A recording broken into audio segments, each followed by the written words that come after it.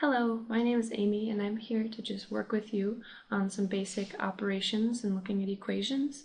And say you have a really long expression that you're trying to find the answer to. So this is some basic algebra, just guidelines to help you along with solving an equation. So say we have something complicated and long, like equation with lots of parentheses, like 6 plus 2 squared maybe, minus 4 divided by 2 plus 3 squared possibly minus, let's go with 6 plus 8. Now I'm making this up off the top of my head, so we're going to end up solving this together. And what we're looking for is the final answer. What is this equal to? So what the word that makes no sense, Pemdas, actually means is several things. It's an acronym that describes which is your order of operations as you start to look at how to solve this problem. The P stands for parentheses.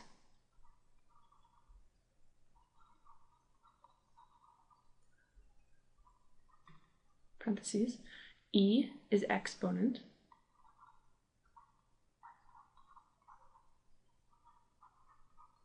M is multiplication.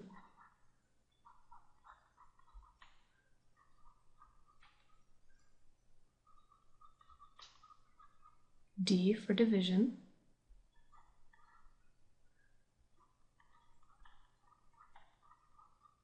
A for addition.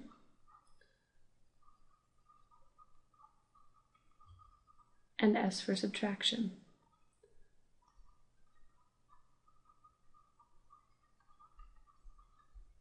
And just like that, with each letter in its order, this is how you will approach the problem. First, we will look at what is inside the parentheses and perform those operations. The 6 plus 2, the 4 divided by 2, the 3 is just a 3, and the 6 plus 8. Next, after those things have been completed, we will look at the exponents of each of these parentheses things themselves. Now there's a squared outside of this one, just a power of 1, because when you don't have any power, it's the same thing as a power of 1, which means you really don't do anything, but we'll put that there just to clarify. And then there's a squared outside of our 3. So that's second. Put this first. Third is multiplication. So you can see that we really don't have any multiplication in here. So we'll kind of glaze over that when we get to the third step. Fourth is division. You can see inside of here, we're actually going to take care of that first because the parentheses portion of this overrules the fact that this is division. So because we're just going to look first in parentheses, we will perform this division first. Then fifth is addition, which as you can see, we have an addition sign right here. That will occur after we perform the division and power rule in here, and the exponent right here. And again, just like this division that is inside of the parentheses, we'll perform this addition and this addition first because they are part of the parentheses step. And then last is subtraction.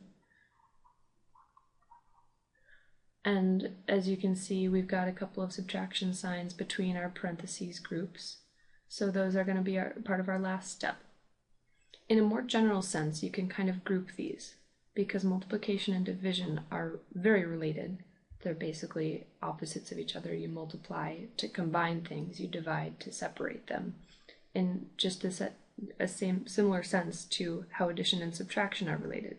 Adding, you just add things together. Subtraction, you just take them away from each other. So let's get started. First, we're going to look at what's inside the parentheses. So here, 6 plus 2. The goal is to simplify this again to our final solution over here. We're just going to go step by step. So 6 plus 2 gives us 8 inside of this parenthesis. So we're just going to rewrite it down here. Carry your equals sign down so that you know you're looking at the same thing. Minus, we're just leaving this as is because we're only paying attention to what's inside parentheses. 4 divided by 2 is 2 to the first power. Then plus, because that's outside of the parentheses. 3 stays as a 3, sometimes you'll go ahead and write the parentheses outside of just a number when you raise it to a power, just to be clear on everything. This will be important later on as you get into college too, just to carry steps through and make sure your work is all very concise and clear. And last, we have 6 plus 8, which is 14 to the first power. And again, we're going to just slap an equal sign wherever you want to. And now that we've completed the first step, parentheses, we're going to move on to the exponent step. So you see that we have exponents technically on every single parentheses group that we have. Now, considering exponents and taking exponents, what does this actually mean? What this means for each of these groups is that 8 squared is 8 times 8. So we're just rewriting so that it's clear again what you're actually doing. And for a number to the power of 1, you're just multiplying the number by 1 as opposed to itself, like we did for 8 times 8. So what's really going on here is 2 times 1, which is no big deal. And then over here, 3 times 3, because if you take a power, the second power of a number, it is simply that number times itself. Subtract 14 times 1, and then we'll move on to the next step. So that wasn't so bad. We're going to stay with the lower number exponents right now though. But as an extension of this, if this 2 were to be a 3, instead of 8 times 8 down here, it would be 8 times 8 times 8. So raising a number to the power of 3 means multiplying the number itself by itself 2 more times. So essentially you're going to have the same number of this base value multiplied by itself to this number of times. So we've completed that step now, simplifying further. So next we're going to look at multiplication. Like I said, we don't really have multiplication between these things, and we're still kind of working in parentheses, so we'll just complete the multiplication inside the parentheses for now. So 8 times 8 is 64. Subtract 2 times 1, which is 2, plus 3 times 3, which is 9. Subtract 14 times 1, which is 14. So looking at that with respect to multiplication, because we were just still cleaning up the parentheses in here, there really isn't any multiplication or division to speak of. Oops. So considering that we looked at this, looked for multiplication and division, there wasn't any, we're going to say that we completed these 2 steps. So next we're looking at the last of our operations, addition and subtraction. First with addition, we see we have 1 plus sign right there. So we're just going to simplify from that one step. So now we have 64 minus, what is 2 plus 9? 11. Subtract 14. Equals. Alright, so now we've just done the addition. Oops. Oh. The addition step. And last, we have subtraction.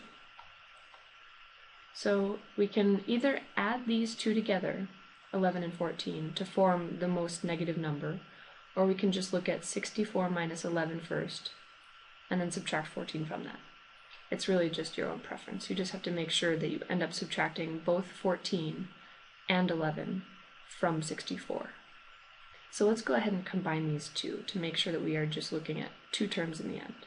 So 64 minus the combination of 11 and 14 is really 11 plus 14. So what we can do is rewrite that in mathematical terms,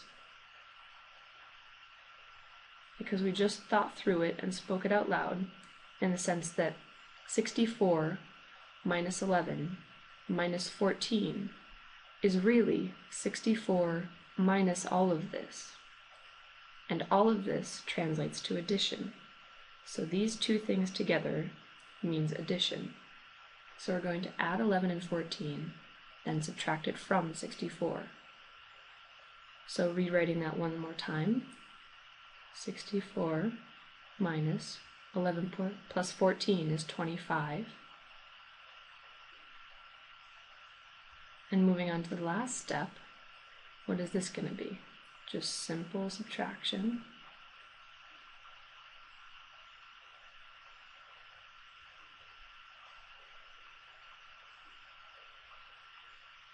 39. And I'd suggest putting a box around your final answer just to draw attention to it. So as you see, even though we didn't have the most complicated problem, it didn't really contain multiplication or division between parenthesis groups, which we could have done. We could have said this is a division sign, this is a multiplication sign right here, instead of adding and subtracting, which would make it more complicated. We've moved through this problem pretty simply. All you have to do is make sure that you follow each step as it comes up. The parentheses are always the first priority. What is happening inside of the parentheses, just crank those out at first. And rewriting your steps each time. So just rewrite. It keeps it straightforward. Make sure you don't lose any information. Those are the most important things. So thank you for listening, and I hope this helped out a little bit with figuring out what your order of operations need to involve in order to solve a problem.